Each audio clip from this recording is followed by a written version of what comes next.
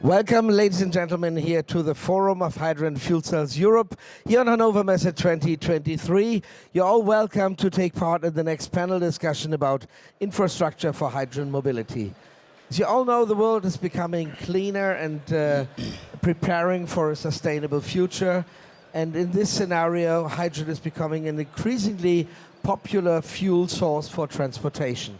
It offers several advantages, including zero emission, higher ranges and high efficiency. However, a sustainable infrastructure for hydrogen mobility requires a robust framework for production, distribution and storage of hydrogen. Our panel today includes experts from various fields who will share their insights on the challenges and opportunities of building a hydrogen mobility infrastructure. So I would like to introduce my guests to you. Here right next to me is Dominik Herzog. He's head of sales at H2 Mobility in Germany. Welcome, Mr. Herzog. Thanks very much for having me here. And there's Mr. Castien. Rob Castien is CEO of Resato Hydrogen Technology. Welcome to the panel. Thank you. We have Patrick Stähli here, Global Sales Director, H2 Mobility and Energy from Burckhardt Compression. Welcome to you as well. Welcome to you. Thanks. And opposite of me, Olivier Dhez. He is Business Development and Marketing Director at Hydrogen Refueling Solutions. Welcome. Thank you. Ladies and gentlemen, you may give my panel a big hand in advance.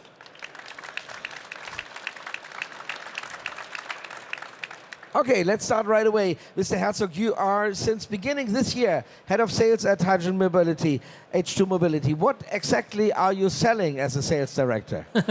Well, basically, as you probably might know, H2 Mobility is the company in Germany which has built up so far the refueling network for hydrogen passenger vehicles in Germany. That was the issue that we did over the past years, and meanwhile, by mid of last year, of course, this attitude and this target changed a lot more into commercial vehicle operation, into commercial fleet operations, and therefore also the refueling network from our side needs to change. This is what we're already doing, and basically my job is speaking to the end users, having the customer perspective, talking to the end users which utilize the vehicles that come to our refueling stations, bring them to the refueling stations, convincing them that hydrogen mobility is a real alternative for. But you're not selling fuel cell cars and fuel cell trucks, do you? That's not what we're doing, no.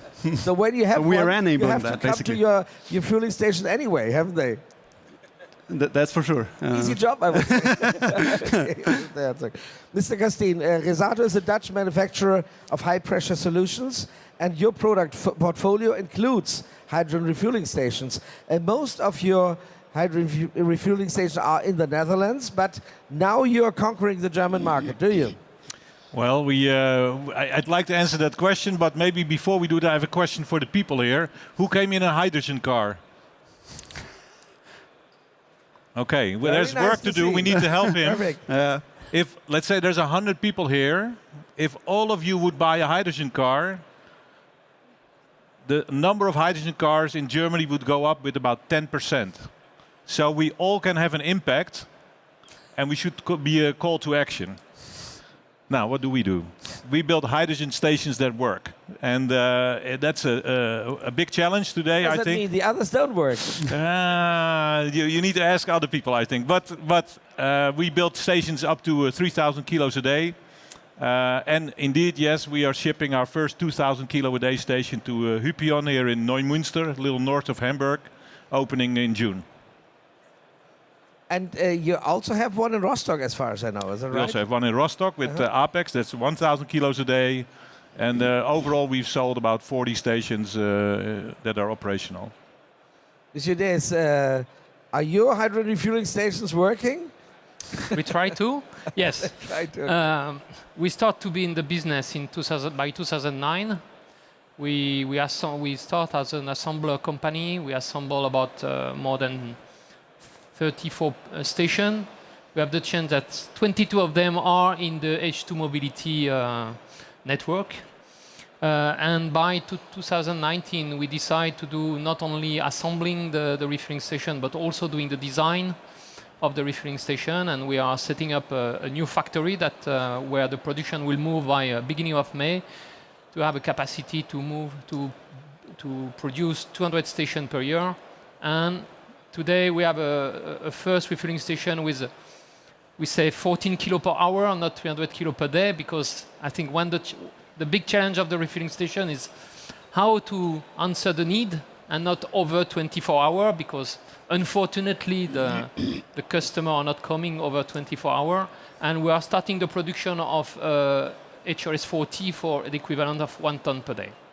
As everybody can hear, you're representing a French company. Yes. And the Thank only you. French company that's capable of mass producing large capacity hydrogen refueling station. You mentioned already how many you can produce per year, and you offer turnkey solutions. So what does that include? Yeah. So I think as I say, one challenge of the refueling station is to be available to refuel vehicles. We all experience that we come to a refueling station and they say that it's or in maintenance or other states. So we say that to be able to provide a turnkey solution, you need to provide an entire solution. Today, main challenge for the refueling station are first security, because we are playing with inflammable and explosive gas. But the second thing is that refueling station is a complex object. You have compressor, you have storage, you have cooling, you have a lot of component inside. So if you want that this complex product can be used by anyone, because that's the challenge, is that anyone come to the refueling station, plug it to the car and push the button and should fill the car. That's why we say that we need to sell the complete system and not part of the system. So you're working against Murphy's Law. So whatever goes wrong, you know? Yes. Indeed. Mr. Stähli, Burckhardt Compression is one of the worldwide market leader for reciprocating compressor systems used in usually upstream oil and gas transport, storage, refinery, chemical, petrochemical, and industrial gas sectors. So you have a large variety of applications. Now hydrogen for mobility is coming fast to your portfolio. What are the specific requirements for compressors in that specific field? Well, one of the, let's say, crucial aspects is that we can really go into a standardized solution. As Olivier mentioned, it's an entire system, and we want to deliver a compressor solution for a system, an entire system, which fits perfectly into, which is then capable within that turnkey solution to operate well. So that's really a different aspect to, let's say, to the traditional business like oil and gas, that you usually have really tailor-made projects.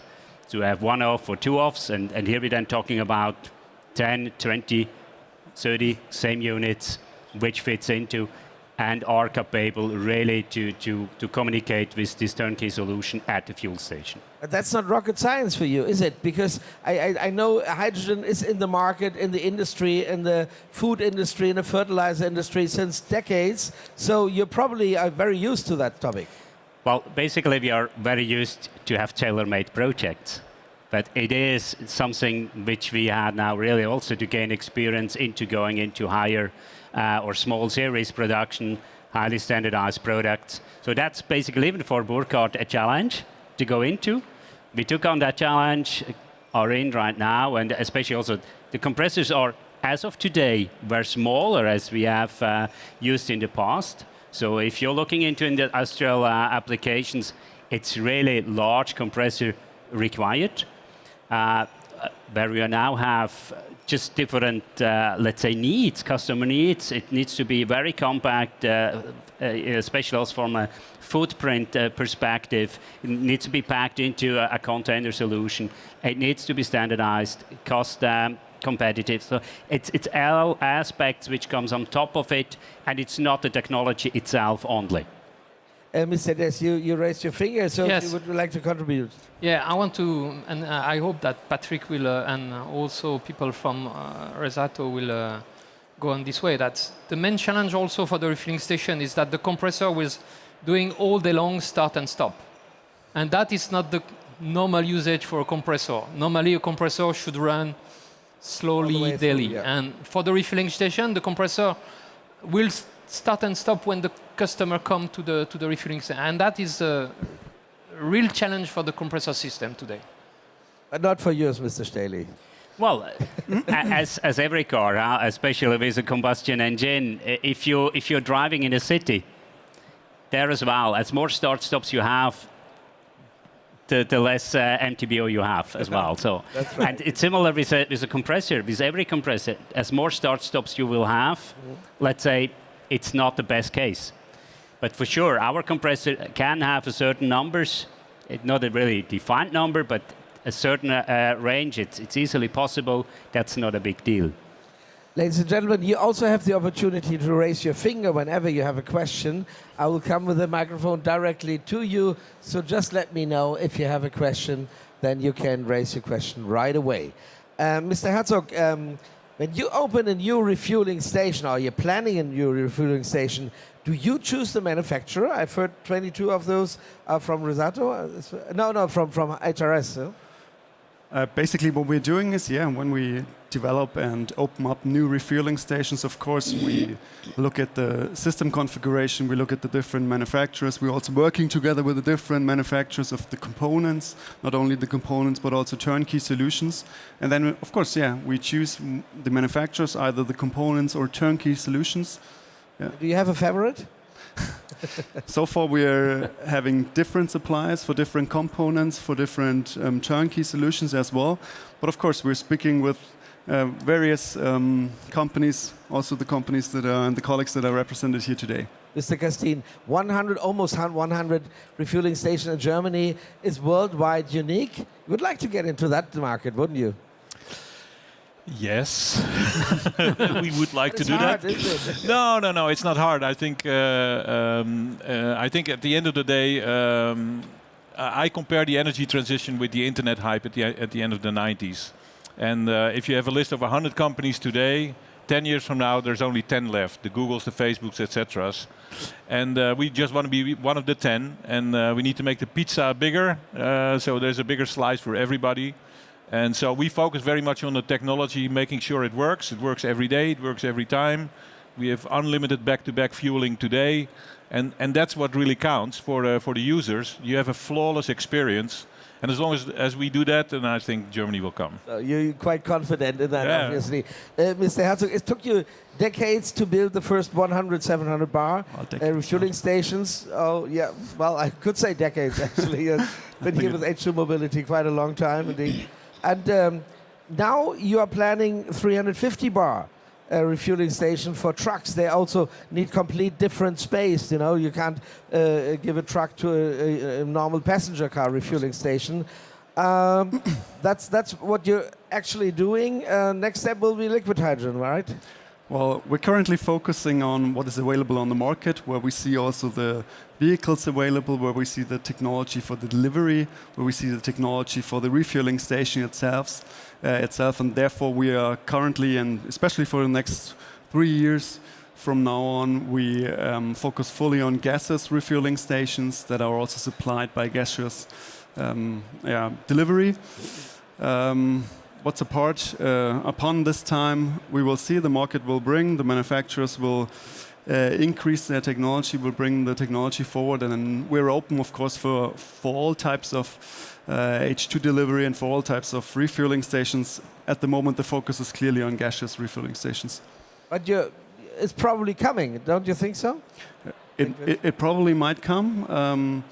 Talking about the delivery situation, it is there. Talking about having liquid hydrogen inside the vehicle, this is something that we do not see in the next few years, and therefore not a focus. Daimler Truck does see it. Yeah, Daimler Truck does see it, but also not, I would say, in the next 2 to 3 years, where they bring their vehicle to the market. 2027, 2028, that's probably the time frame where these vehicles could be on the market. For us, the next years, it's more on gaseous. Mr. Castien, you're concentrating on 350 bar, don't you? No, we are concentrating on making sure that we fuel the vehicles that are there. And we basically are committed that any fueling protocol that comes out, we will build it. And I think I have to compliment H2 Mobility in having the guts to break the chicken and the egg cycle by putting in the stations. And I think, if you look at our company or HRS and other companies, I think if you look at the chicken and the egg, and assuming that we are the chicken is there, we need the vehicles. And that is the most important thing today, because if you look at the market, there is okay, let's face it, the Germans drive German, and we only have the Nexo and the Mirai. We need a BMW, Audi, Volkswagen to come out with hydrogen vehicles. We need the trucks and the buses. So I think from our perspective, the HRS technology, okay, we need to mature more, but it is there. We need to get vehicles on the road. And so it's really a call out for people, buy the cars, get going, because you do have an impact. And to the OEMs, get these bloody trucks on the road. Mr. Castien, thank you very much for addressing that topic. And I can't ask that Mr. Herzog, because he said, "Oh, that's okay." And so, but it's quite a disappointment that all these German OEMs haven't brought their hydrogen passenger cars on to the market yet. Now, yes, it's a disappointment, but we need to realize that their business model on, let's say, the turbo diesel engines, it has 2,000 moving parts and an electromotor only 25. The model is that the OEM makes money on the car, the dealer makes money in the workshop. And with electrified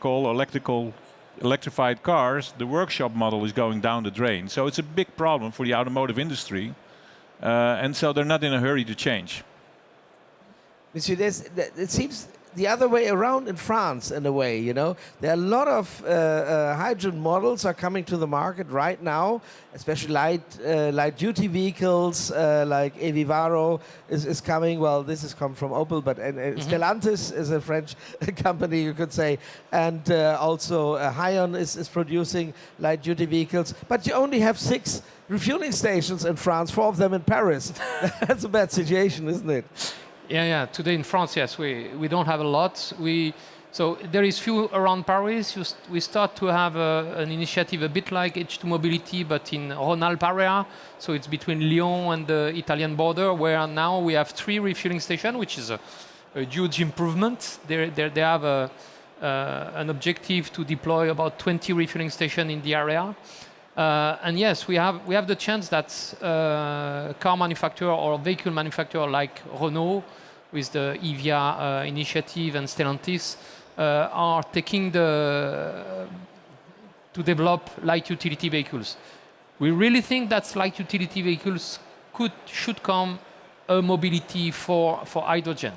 We know that cars, trucks will be a solution, but trucks is more on the long haul, and for that you will need a large infrastructure to be able to go across Europe, where light utility vehicle is vehicles that are used around a town or around an area, where to use this type of vehicles you may need a smaller network, where it can become maybe quite faster, and also the usage of light utility vehicles, where it's the last kilometer delivery and all this, and also the small company that need to bring things around. And I think there, hydrogen, where you can have a vehicle that's with how to say that, can be used all day long without compromise. That should be a mobility that come. And also, I don't know in Germany, but in France we have that we call the free emission zone, where you need to have decarbonized vehicles to enter in certain area. That should force also the company to move to this type of vehicle. So yes, and I think Stellantis has a chance that to be a company that is all across Europe, that will bring these vehicles, and we see a lot in this type of mobility, yes. And it's always nice to be the hen then, when they're already the eggs out there, you know. So you have to build some refueling station. Yeah. And in the fleet, probably the owner of the fleet will build their refueling station. Yeah, we see that today.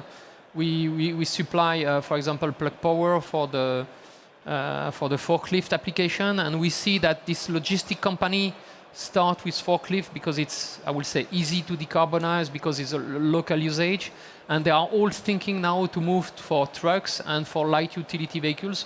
So we see an increasing of demand through this usage. I have a look into the audience. If there are any questions, please raise your hand. You can do that at any time. Mr. Stähli, a limiting factor for hydrogen refueling stations can be the compressor for the intermediate gas storage. because when the demand is too high, this could be a limiting factor, and the driver has to be patient. That we experienced in California, which gave fuel cell electric vehicles a bad image there. Is that a problem you can solve? Well, you must have bigger compressors probably. Well, basically, it is. The compressor is one of the essential equipment on a fuel station, and if a compressor fails and is not in operation, for sure, then we have a difficulty. So it means we do really need to improve the reliability of the compressor solutions, of the compressor system installed. With the current systems, the reliability might not be everywhere where it should be. So I guess that's a task for all of the compressor manufacturers, compressor OEMs, really to push the reliability topic. And if it's going larger, I would say the more robust system can be deployed, more robust system, which also will help the reliability aspects. And then what we're also looking into is, with the larger systems, it may then even have the potential to have a redundancy at the station. Yes, Mr. Herzog, please. I'd like to add on the availability that we've seen over the last year of the refueling stations, the components, the compressor, that increased tremendously in the technology perspective, and then also in the customer experience, which is from us the key to the success of hydrogen mobility itself. The customer experience at the refueling station, the customer experience with the vehicles itself. And when you look at our network, we're deploying more than 90 stations throughout Germany and Austria. And the availability increased tremendously over the last years. Throughout the whole network, meanwhile, we have an availability of over 95%. And there we do have stations that are really, really a few years old. We are not yet there since a decade. We started in 2015, basically. But especially we're looking at the new refueling stations, at the larger refueling stations, also for the commercial vehicles, availability rates higher than 98% are target and are also reachable from our perspective. And maybe it's not the compressor the problem. As far as I know, when you compress the hydrogen at the station to more than 700 bar, there's a lot of heat generated, and this must go away as well, must be dissipated. How do you do this, Mr. Castien? With an aluminium cooling block or with a plate heat exchanger? Well, we do it a little bit differently, and maybe relating to what my neighbor said is, you need to have reliable stations, and it takes time to get there. Our first station we put in The Hague, and we refueled last year with over 97% availability, more than 10,000 cars. And so this is really one of the busiest stations in Europe, gives us a lot of data. And indeed, cooling is important. And you mentioned back-to-back refueling, and in our station we have unlimited back-to-back refueling. There's a movie on YouTube, you can look at it, Resato back-to-back. After 16 cars, we ran out of cars, but we can do it 24/7, and that's because of the cooling. And we took a different approach to cooling. Today you have a lot of blocks with labyrinths cooling in the dispenser. Our heat exchanger is not in the dispenser, it's in the station, making it less noisy at the dispenser. But also we use a tube-type cooling, and there's no way that it can block. And that is very important for in case there's a little bit of water in the hydrogen, it can really freeze up and becomes a reliability problem. So it needs to be reliable, and so we took a different approach. And the other thing is energy usage. We only start cooling on demand. Once a car pulls up to the station, then we start cooling instead of keeping the cooling loop running all day. And if you only have 2 cars, it's really expensive. But so every little step in the program needs to be reliable and optimized. Indeed. And Mr. Herzog, but it's not really a problem in Germany because we have very few fuel cell cars. And I just had a look at it. There were only 835 new fuel cell electric vehicles registered last year. That is less than 10 cars per station. So no problem for you, is it? Well, throughout the whole network, of course, it's like you said, the ratio between cars and refueling stations in Germany is not very high. But like my neighbor said as well, we do have stations with a very high frequency of passenger vehicles, but also commercial vehicles meanwhile. And yeah, this is the challenge we're facing currently, and this is not only a challenge, but it's a chance for the whole market to see that in different regional applications, where we have a refueling station with a high frequency of passenger cars, but also commercial vehicles, to prove the reliability of the system throughout the whole chain, and to convince people to put their effort into hydrogen mobility. You're only in the company since the beginning of this year, but from your perspective, was it a mistake to start to build an infrastructure without cars? Well, this is exactly what the task of H2 Mobility was. Yeah, our shareholder, our founding shareholder, put themselves together, said we are solving the chicken and egg problem. We will bring up the refueling stations for passenger vehicles in Germany, hand in the money, and the OEMs, the car manufacturers, will bring the vehicles. So from our perspective, of course, it was not a mistake. Looking back today, what is helping us with that network today is, of course, now more and more commercial vehicles are coming into applications. And the existing network helps us in order to get fast filling points also for these bigger vehicles, because it's much easier to, it's easy to extend the capability of a 700 bar passenger vehicle station to commercial vehicle filling in a shorter time frame than building up new refueling stations. And this is why we very short. If we have the space at the station, of course, if the station is big enough that trucks, buses can operate there, as you can see directly in front of the Hannover Messe here, the station over there at one of our shareholders' side. It's capable of filling up cars, and not only cars but buses and trucks. And yeah, this can be done very, very fast. We're having that program currently to extend the stations, and I guess by end of next year we will see at least 30 refueling points just from extending the existing network, and many more will come on top in terms of new refueling stations.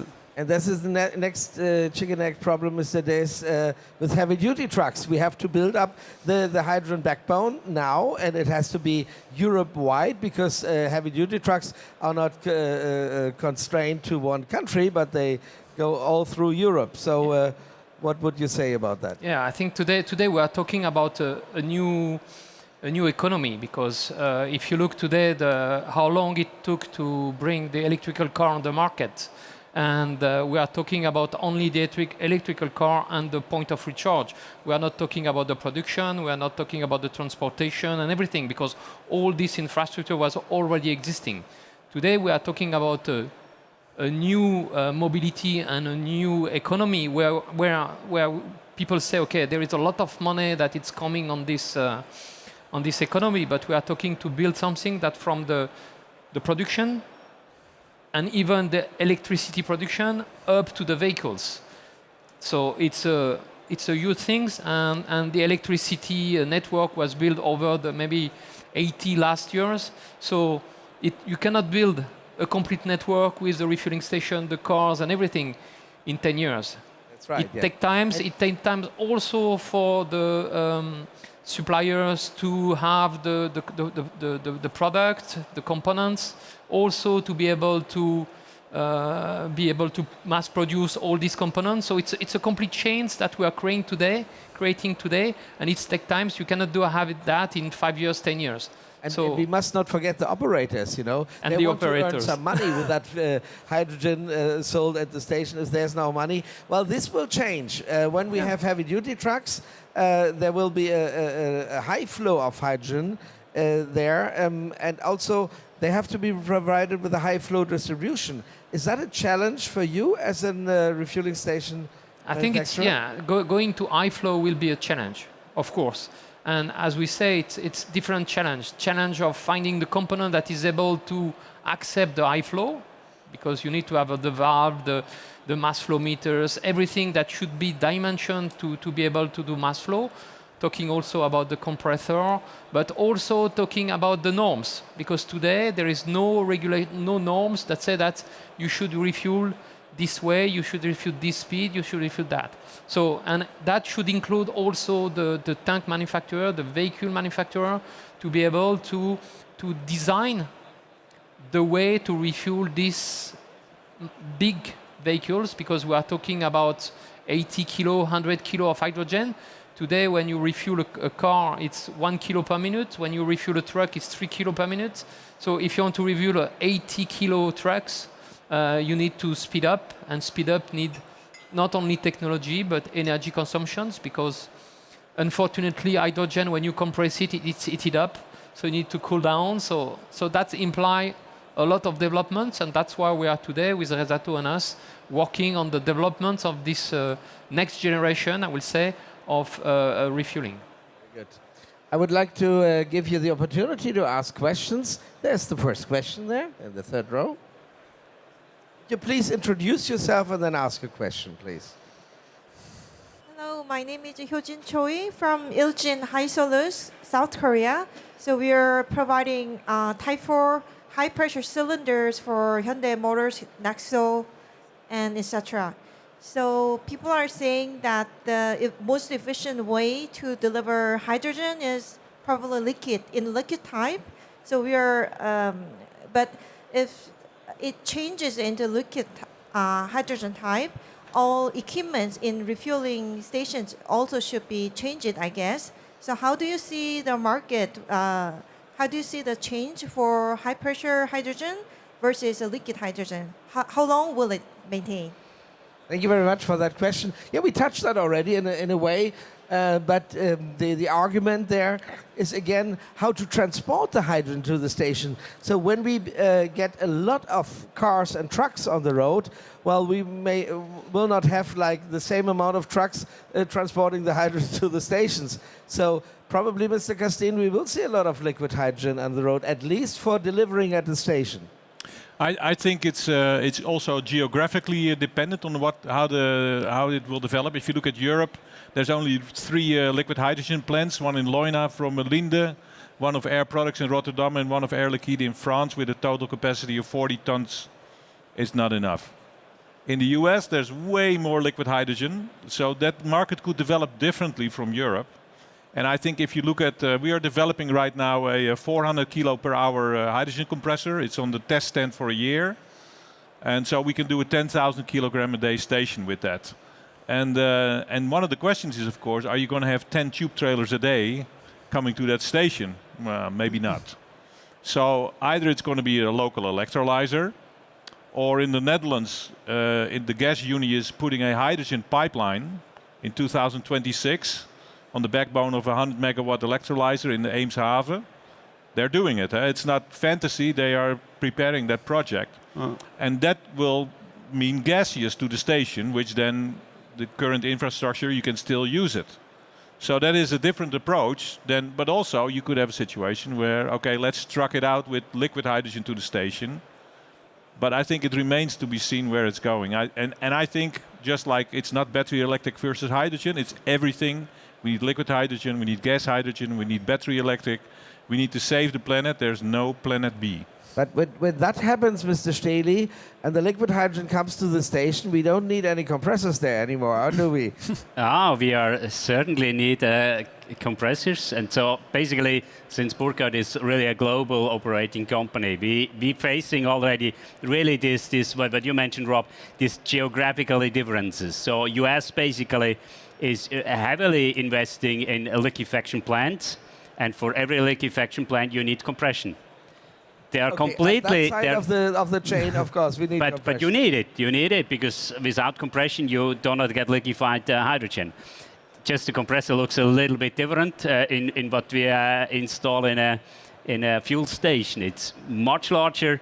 It's really more the traditional way. But anyway, it's especially US, for example, or even Korea.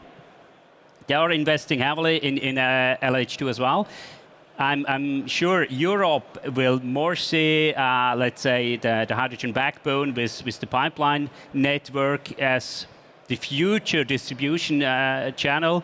Less trailer here I'm certain as well, because this frequency of trailer to the station and back. It gives traffic, and so that's we have to keep in mind as well. Mr. Stähli, I also once heard there might come up liquefied compressed hydrogen.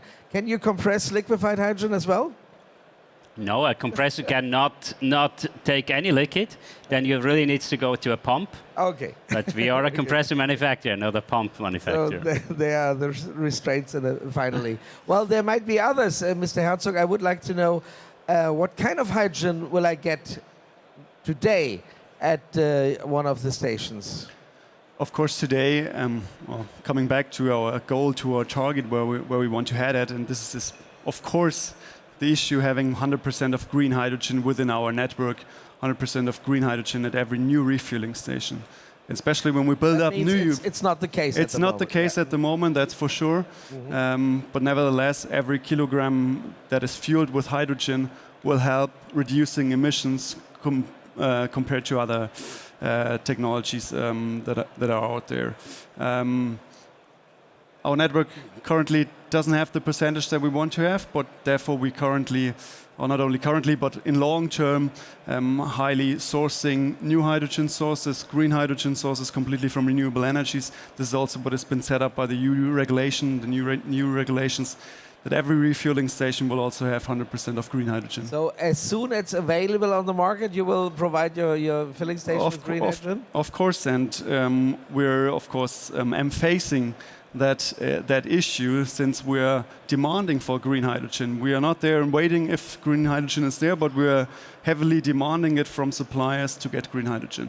Mr. Dhez, in France it's going to be red hydrogen probably, won't it? Yeah, the same in France. So we have the chance in France to have people like Life, this company that is starting to supply green hydrogen.